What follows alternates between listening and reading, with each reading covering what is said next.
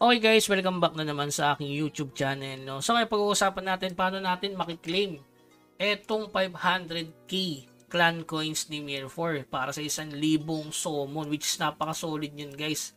Gusto ko lang makuha dyan kahit dun sa legend pet, legend pet yung statue lang pag 1,000 yung makuha natin. So meron na kasi tayong 252 dito. Naipon yan guys through domination, expedition, di ba?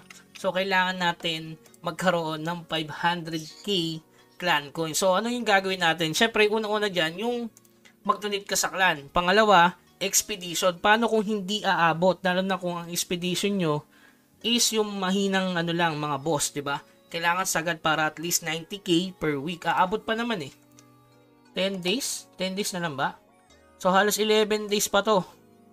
So ngayon is 20. Magsasabado na 22. Bilang tayo 1, 2, 3, 4, 5, 6, 7, 8, 9. Sakto, 'di ba? So pwede pang dalawang expedition pero hindi yan aabot. So para umabot, guys, halimbawa may 100k ka dito, tapos may clan ka naman. Gamitan niyo na yan ng isang katutak. Alam ko marami na kayong ipon nito na boss raid.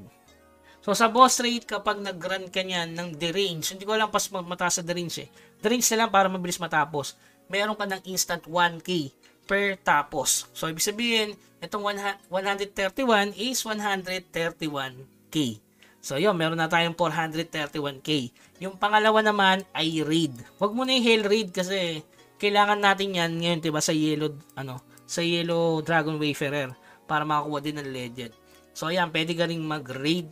Ang ano naman ito is 500 per ticket kapag yung crimson lang yung tatapusin mo. So medyo madali.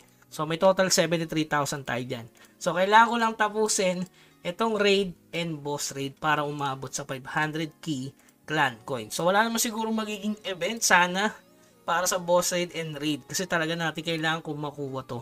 Kasi ito ay free para sa mga F2P. Tapos yung iba dito maganda rin eh. Kaso nga, mas priority natin ito.